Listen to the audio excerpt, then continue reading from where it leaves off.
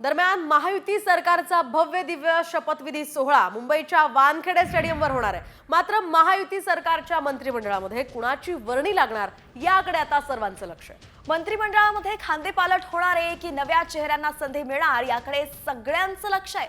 महायुतीत भाजपनं सर्वाधिक 132 जागा जिंकल्या आहेत आणि त्याचमुळे भाजपला सर्वाधिक मंत्रिपद मिळणार की शिंदे सेना आणि अजित पवारांच्या राष्ट्रवादीला बडी खाती मिळणार हे पाहणंही आता याची ही चर्चा आता सुरू झालेली आहे। अगदीच एकनाथ शिंदेंसोबत बंड केलेल्या 40 पैकी 35 आमदारांनी इथे विजय मिळवलाय।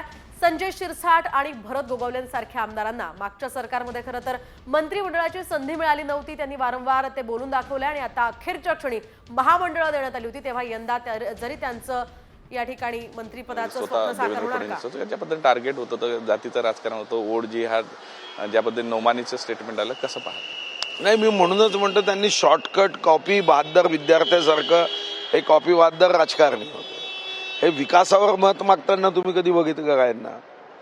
तुम्ही यांनी आम्ही काही कामं केली बरं, त्यांच्याकडे मागच्या 5 वर्षात या 5 वर्षात 2 वर्ष 8 महिने यांचं सरकार होतं।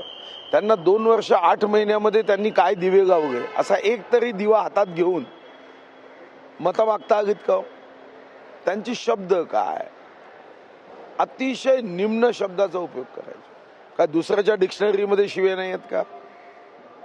पण त्यांचा गैरसमज असा जागा काय काय बोलायचे ते त्यांना असं वाटायचं की हा शहाणपणा आहे, ही फुशारकी आहे। जनतेने त्यांचा शहाणपणा काढून टाकलं आणि फुशारकी काढून टाकली।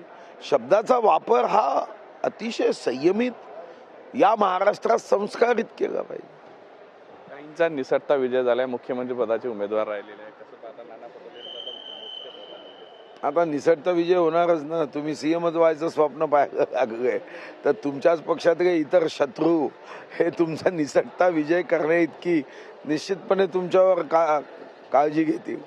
नेहमी म्हणायचे मुंगीरे लाल के हसीन सपने काय मग होते।